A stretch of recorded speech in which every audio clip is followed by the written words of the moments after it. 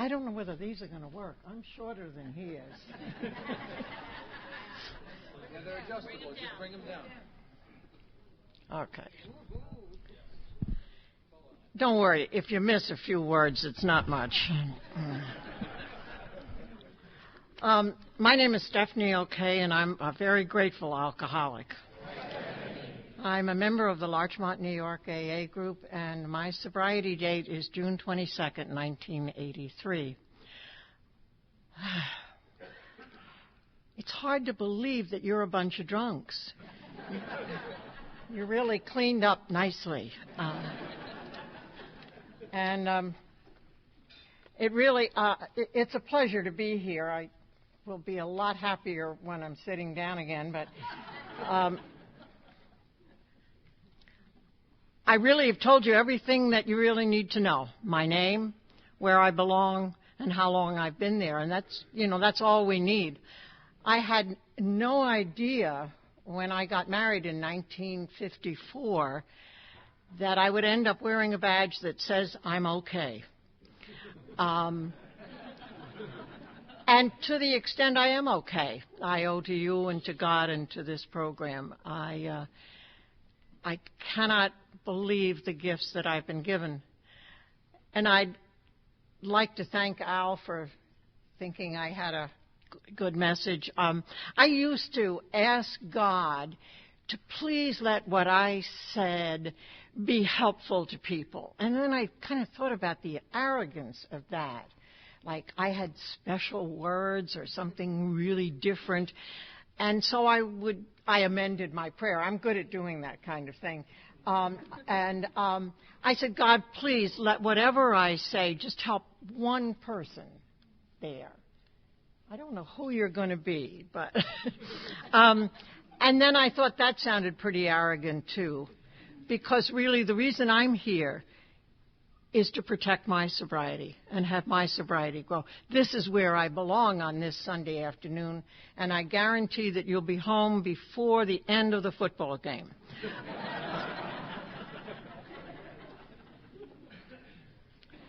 I love the name of this because I think AA is our legacy. It is our gift. And it's up to each one of us to care for it and to make sure that what was started not so very, very long ago continues to be AA. The people that were there in 1935, as adults anyway, I imagine are pretty much deceased. And I am one of the fortunate ones who have met and known Lois and Bill, knew the first editor of the Grapevine. And what does that mean? Nothing. Really nothing. It was a great gift to me, but it is our responsibility to make AA continue and to make it as vital and alive as it was so long ago. I was born. Most of you can identify with that. And there'll be some of you who, from that point on, will say, she was really old, and she was a woman, and she came from Westchester County, and, I couldn't identify with another thing. And I understand that. When I was new, when my sponsor said, identify, don't compare, I was really giving it my best. But I had no idea that for my entire life, I'd been comparing. You had better clothes, your parents were better looking, your house was nicer, your dog was better. And I didn't know that was the way I lived. And I was scared to death, and I don't think that's a bad way to be when we're new, that I'd go out again. And my big fear was not that I'd go out and die, but that I would go out and not be able to get back. And so I did a lot of things in the beginning out of utter fear. And, hey, it worked, so I'm not knocking it. And I was giving this identify, don't compare, the best that I had at that moment. But honest to God, I said to my sponsor one night, I had nothing in common with that man. And she said, well, thank him for coming. Oh, okay. So I realized that I would have to go up there and sort of say something about it. I moved to Florida a year after I got sober, and I went into my group one night, and there it was perfectly obvious to me when this man stood up to be the speaker for that night. They only had one speaker in that particular part of the South. And I knew immediately who owned the Harley-Davidson motorcycle outside in the parking lot. I may be an alcoholic, but I'm not stupid. And this man had dyed blonde hair in a ponytail, a diamond earring, no shirt on, but he looked very well covered because he had thousands of tattoos and hair all over his chest. Dungarees, boots, and a helmet with the horns on it. And I said to myself, identify, don't compare. This is not going to be easy. I mean, I can tell that right now. But you know, there's a great phrase in AA, and it is something happened. And people just nod. They know, something happened. Why did it happen that night? Why did it happen at all? I don't know. But that night, I heard what I am sure any number of speakers had tried to tell me before that night. And maybe because he looked so different, I heard when he talked about his insides and how he was filled with fear and rage and self-pity and guilt and remorse and resentment. And I knew that that's how I felt. That was what I was to identify with, not where he came from or what he looked like or our backgrounds. I was right. We never, ever would have ever met if it hadn't been for AA. We never would have crossed paths.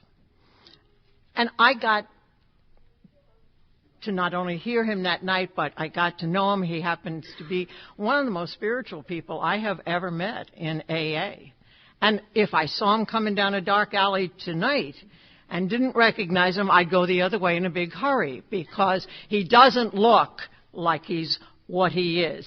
And he was a great gift to me. And I am so glad because I walked out of that meeting that night and I was on a pink cloud that I've never had to get off of because I realized that day that there isn't a single solitary person in AA who cannot help me if I allow it, if I am willing, if I am open-minded, if I am honest.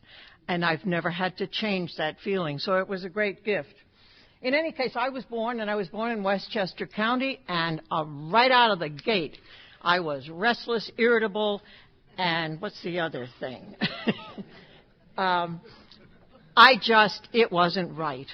I spoke once in Niceville, Florida, and that's really what Larchmont is like. It's Niceville.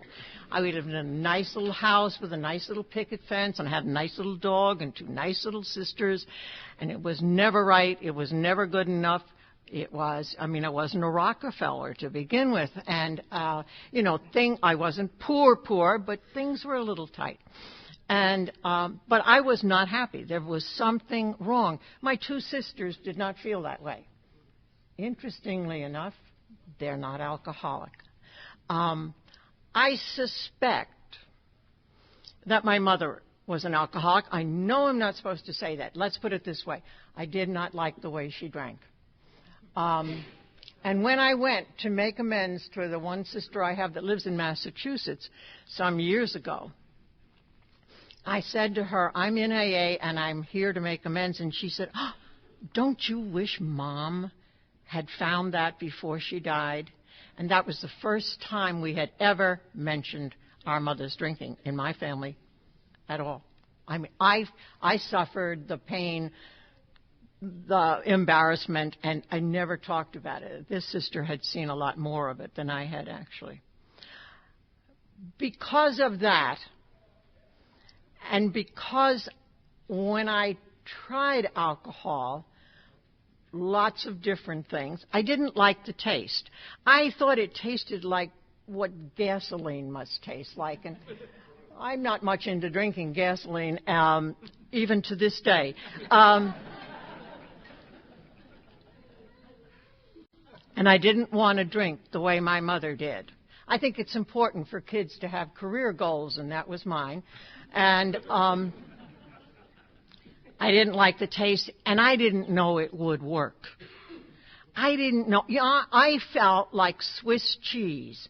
I had all these holes, this emptiness, this inadequacy, and I'm trying to act as if I think I'm great when I really think I wish I could run from here. Nobody likes me. I'm never going to fit in. Blah blah blah blah blah. Whatever. I felt like Swiss cheese, and you looked like American cheese. You looked like you had it all together. You knew where you were going and how you were going to get there and what you were going to do to get there. And it never occurred to me that I was comparing my insides with your outsides.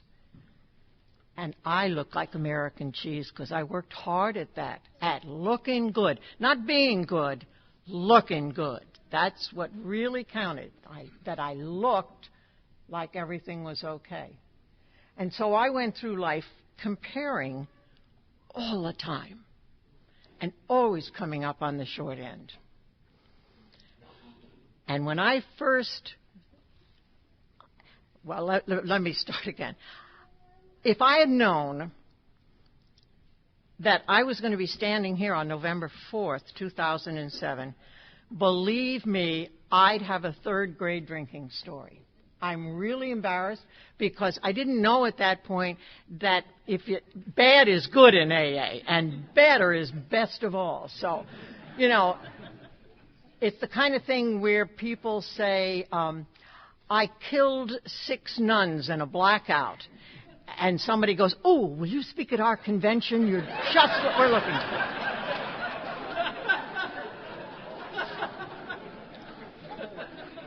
So I didn't know. So I didn't know. I'm embarrassed. I don't have a third grade drinking story. I don't have a high school drinking story. I don't have a college drinking story. I don't have a graduate school drinking story. And you'll notice how I worked all that in. I don't even have a young married drinking story. I was a late bloomer. I'm embarrassed. I'm sorry. I made up for lost time. I kept my eye on the ball. I put first things first, and if you'd leave me alone, and towards the end you were leaving me alone a lot, I could get falling down, passing out drunk twice in a day. I mean, I was good at it when I put my hand onto that wonderful thing. You see, what happened was it worked in the beginning. It made life, my black and white TV life, kind of color. And I thought, gee, this is really great. And my lips are a little pursed because I'm drinking whiskey sours. I don't really like the taste of booze yet. So I'm going around with this lemony look on my face. But I got over that, and I didn't really care what I drank as long as, if you were providing it or if it was cheap or it was fine with me, and it worked and it did the job. The problem is that feeling that it was working, I went right by that. And it stopped working, but I didn't stop drinking. And there was, every good reason in the world for me to stop drinking. My husband, as some of you know or knew, and he had gotten sober in 1965. When he died, he had more than 40 years of sobriety. His sobriety meant a great deal to me. I had prayed, worked, tried to get him sober almost from the day I met him. It didn't work, by the way, but in any case, his sobriety meant a great deal to me. And yet I drank at him on a daily basis. I did not want to do that. And what it showed me was how cunning, baffling, and powerful this illness is. I did not want to be doing that. I was one of those people who, trying to look like the Larchmont matron while, doing everything that was. I used to say I had broke every principle that I had. The honest to God truth is, what I figured out after I got sober for a while was I didn't have any principles. I mean, I'd been taught them. I knew how to spell them, that kind of thing. But if they got in my way, tough oats, you know. I mean, it just went right down the drain. Who cared about that? Well, I cared terribly. And the one principle I did have is if I don't get caught, it doesn't count. And I was one of those fortunate or unfortunate people who didn't get caught a lot. So it didn't matter. And what I discovered when I got sober in AA was that it all counted. It all counted. It all eroded my spirit, my insides, the person I wanted to be, the person that I knew God wanted me to be. And yet I did it all over again on Tuesday, when on Monday night I said, please, God, if you will let me get through this night and not die, because by that point the alcohol really wasn't working, so I was combining it with other stuff. I said, if I wake up tomorrow, I promise you I will never drink again. And on Tuesday night, I'd say, please, God, if you let me wake up on Wednesday morning. Actually, no, I wouldn't say that. If you would just let me die tonight and nobody know what I died of, I'd be very grateful. And I woke up the next day and did it all over again. I was very, very interested in protecting my turf or looking like I was pretending to be. I used to, my husband said he always admired the fact that I got up so early in the morning, and when I got sober I told him that it was because I didn't exactly know what I had done with the bottles or the cans the night before, so I wanted to check. And I certainly didn't want the garbage men to worry about me, so I didn't always put them out there, particularly since the raccoons came and spread them all over the yard and I had to go out and pick them up at 5 o'clock in the morning. So sometimes I just took my big green leaf bag down to the Grand Union and threw it into the Salvation Army bin. Where I tried to do it when people were watching so that they would say, oh, that nice Mrs. O'Keefe, she cares about the less fortunate.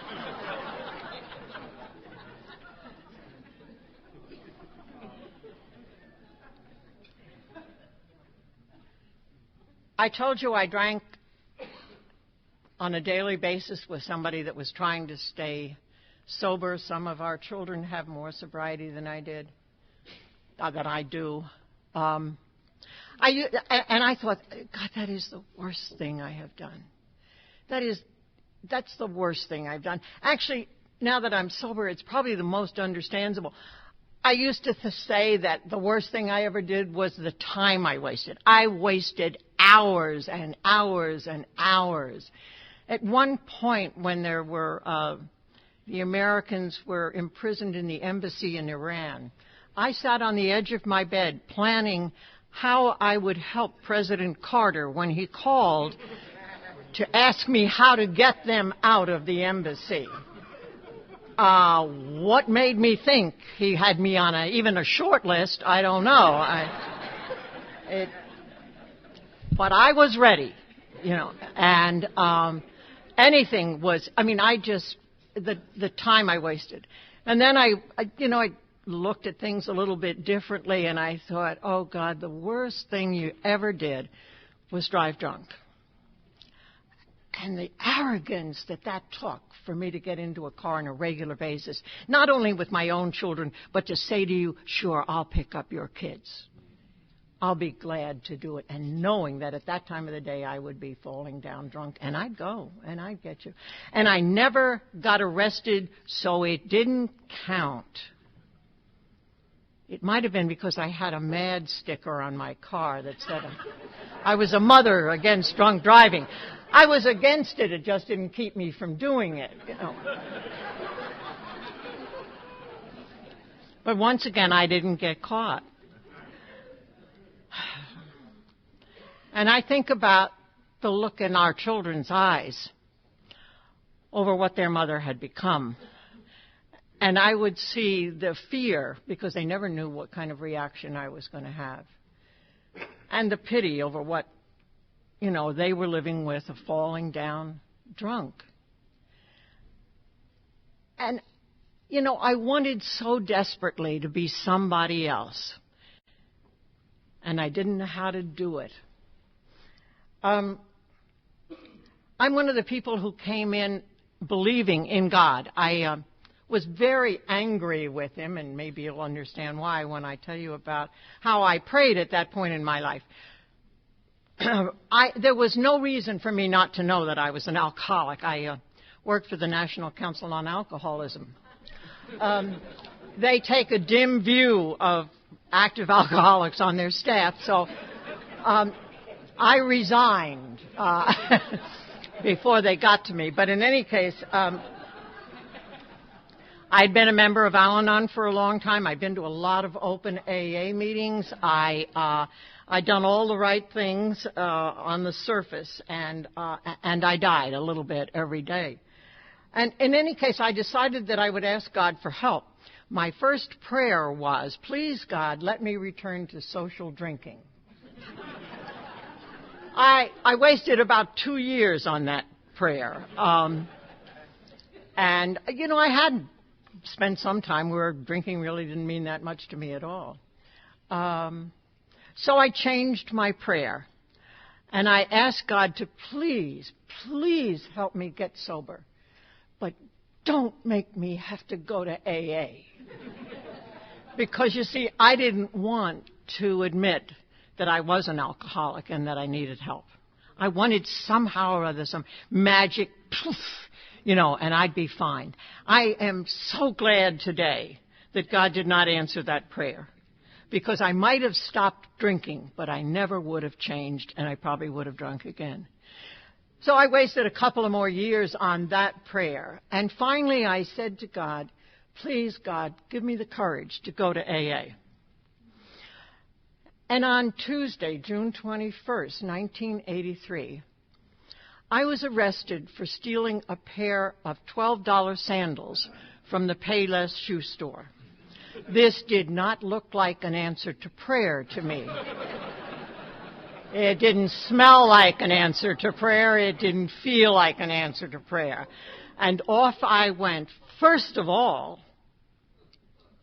this was the worst thing that had ever happened to me in my life, because I got caught. I wasn't getting away with this. I was in a police station in Pelham with them taking my fingerprints and taking my picture. This was not good. This was not my image. And furthermore, I had shoplifted from a lot better stores than a Payless shoe store. You see, I had to do that because, I won't even bother to explain my unlogical thinking about that little incident. But in any case, I came home, and I would like to tell you that I said, this is it. I did not. I started with Plan 7258B on how I was going to get away with this, how I was going to get an attorney, how I was going to sweep this under the rug, and I had a very lumpy rug, believe me, at this point. And suddenly, about 4 o'clock in the morning, I remembered my prayer. Please, God, give me the courage to go to AA. And I got out of bed and I knelt down, and for just that split second, I thought, okay, I'm going to use this. I don't know why it came like this, but this is what I'm going to use. And I got back into bed, and in that much time, I'm back to Plan A. And it's a complicated plan, believe me, because my husband was the judge in Larchmont. And things weren't looking good. So I said to myself, if I don't tell somebody that I'm going to go to AA, I won't go. And this is going to be one more possible bottom that I'm going to go by. And I had been by a lot of possible bottoms. And so I did not have to call AA or look up AA's telephone number. I just had to reach over in the bed and poke AA. And finally, about 4 o'clock, I woke up AA and said, I'm an alcoholic and I'm in a lot of trouble. Now, this was not exactly news to my husband. And he said, you woke me up at 4 o'clock in the morning to tell me you're an alcoholic? And I said, yeah, because if I hadn't, I wouldn't go through with it. And he said, oh, okay, I'm going back to sleep. We'll talk about it when I wake up. But I had told somebody, and I was willing, and that was enough for me to give in, to realize that I should. You know, I used to say when I was new, I tried not to lie. I wanted to be honest, and I could honestly say I did never lie to my sponsor. I didn't always tell her the truth. I just didn't mention certain things at times. She's sitting here, so it's all news to her, you know. But that was, you know, how I began. I went to a meeting that night, and it was Wednesday, June 22nd, 1983. And through the grace of God and the help of this program and people like you, I have been sober since then. And it has been just such a great journey. I told you I was terrified. I was scared to death that I would not, if I went out, I wouldn't get back. And so out of fear, I did what I was told. And I think God lets us use our fear in the beginning. I got a group. I got a sponsor. I got down on my knees and asked for help in the morning and again at night. And I was really angry at God, so that was a big deal for me. I got telephone numbers. I took a commitment to make coffee on Wednesday night. I was sure there were 6 of us, one of whom is here tonight, that, you know, was responsible for setting up that meeting and cleaning up afterwards. And I was sure that the Wednesday night meeting would not be held if I didn't show up. You know, I mean, that's how self-centered I was. You know, I don't have any special words. I have what I was given. I had a sponsor, and I think that is one of the great gifts of this program. You can always disagree with my opinion. No one can disagree with my experience. That might be the way it happened for you, but it's the way it happened to me. I don't care if you have 4.5 minutes sobriety, you can always disagree with my opinion. And I think the reason that we get sponsors is, first of all, that they will take us through the steps. Secondly, that they will listen to today's terrific trifle. The boss, the husband, the dog, the blah, blah, blah, blah, blah. And I think one of the great gifts they give us, other than to love us when we're not very lovable, is a sentence that my sponsors said quite often in the beginning: we don't do that here. And for instance, when I told her about the shoplifting, which I thought was the worst thing I had ever done, and that was only because I was caught. One, she did not repeat it, and I had a number of spies out in the county that if she'd ever said anything, it would have gotten back to me. But she did say, we don't shoplift here, dear. So I had to cold turkey off of 2 kind of addictions that I had there. I'd just like to briefly say a few things about the steps, because that is, you know, the way we get sober. The first thing is the word we in the first step, and it really is understood to be there in all the steps. I think drinking was such a lonely experience for me. We have 7 children, and, you know, it was rare that I was alone. But I always felt alone. I always felt, and there was this terrible noise going on in my head and this terrible pain. And when I came in here and began to realize the power of the word we, it was such a gift. There are a couple of 4-letter words that I like to just mention briefly, and they're the kind you can use in mixed company. The first one is, in the second step, we came to believe that something could happen to us. I think it's so important because this is where some of us start sticking in our heels and saying, but I don't believe in God, and God this and God that. The step says we came to believe that something would happen to me. And every time I went to a meeting and saw these people, some of them older than I, some of them younger, some of them different backgrounds, different everything. And I looked at them and I said, you know, they're not all trying to make 90 meetings in 90 days the way I am. Some of them have 5 years, 10 years, 2 years, 1 year, 20-some years. If these turkeys can make it, maybe I can. You know, I mean, I got great hope from that second step and from those meetings. And the same thing is true of the word care in the third step. I'm turning my life and my will over to the care of God. I'm not giving up either. I'll be talking in a meeting, I hope, in heaven tonight, or at least sitting in the front row in a meeting in heaven tonight. And I hope it's heaven. But I think that it is so important for us to realize that we're asking God to take care of us on a daily basis. 4 and 5 and 8 and 9 made it possible for me to look at myself. If I wanted to get sober, I first had to face exactly who and what I was, and I'd been hiding from that my entire life. Certainly steps 6 and 7 are the grown-up steps, the character steps.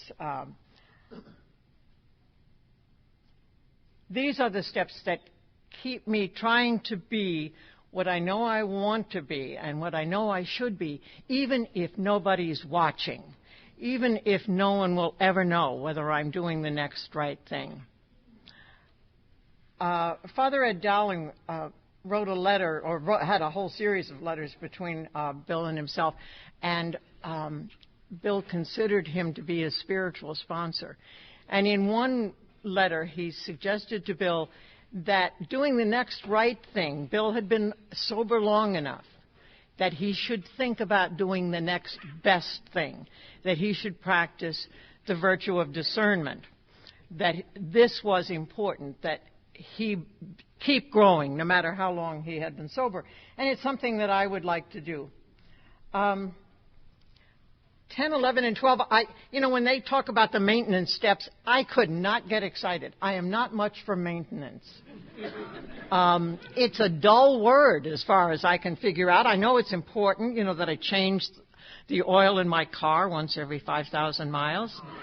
But it's not exciting, it maintains my car.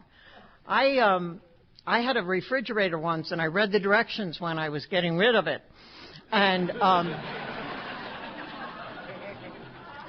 it said in order to maintain this machine, I should change the pan underneath it every week.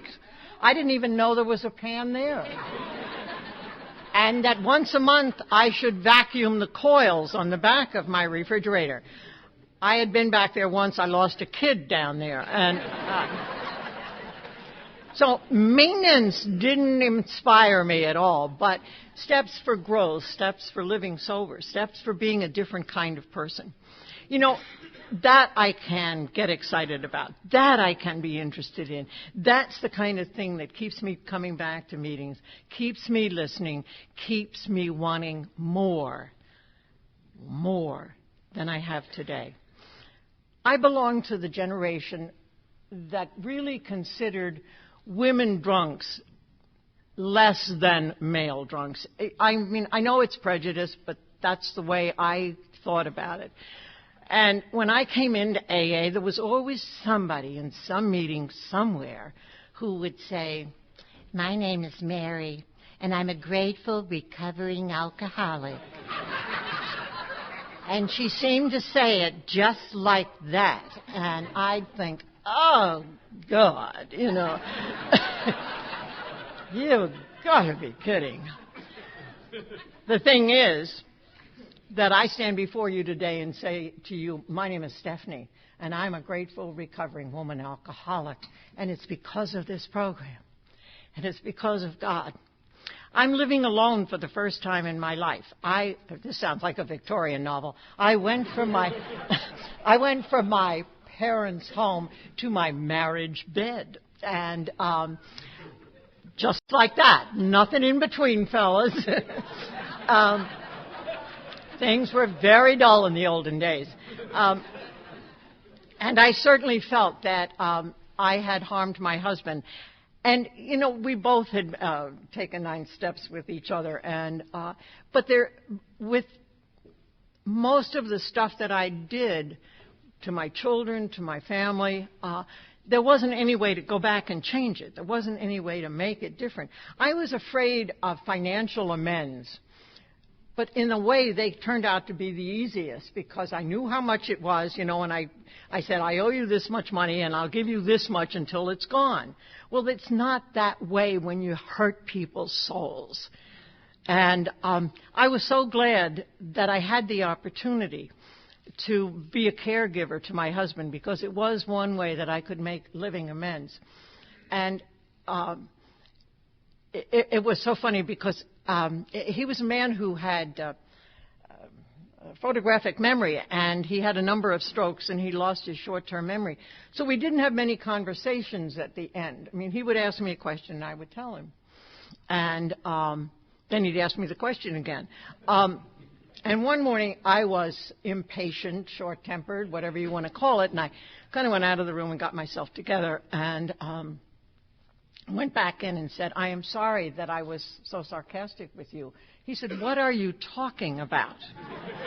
He had completely forgotten it. And I went, yes! But you all had changed me. I knew that I had been less than helpful and less than kind and less than loving. And I could go back to him each time, even though I knew he would not realize it. I also realized one night, I said to him on the way to a meeting, I just want to tell you that I think you have shown such grace and courage and acceptance in this really difficult time and a painful time. And a big grin came over his face, and he said, do you really think so? And I said, yeah. And he smiled all the way to the meeting. And I thought, I can do that every day. I can do that 10 times a day, actually, because he won't remember. And what a gift that was to be able to be there for him. I'm glad that I am sober today. I'm glad that I'm a sober woman alcoholic. I think, and he used to say a lot, that this program can be summed up in 3 words: trust God, clean house, and help others. I mean, it was not original with him. And that's really what it's all about. I usually end this way, which will be good news for everybody. Bill gave a talk at a 1967 General Service Conference in which he said, this is not an exact quote, but it's near enough, that AA, and this is our legacy, had been given 3 great gifts, or 3 great graces, and a grace is nothing but an unearned gift. The first was recovery from a fatal illness. The second was a life experience that enabled us to help someone else recover. And the third gift was an ever-widening vision of God's love and reality. You and I have been given the gift of recovering from a fatal illness and the ability to help somebody else. And my prayer for you and my prayer for me is that each one of us will know a widening vision of God's reality and love. Thank you.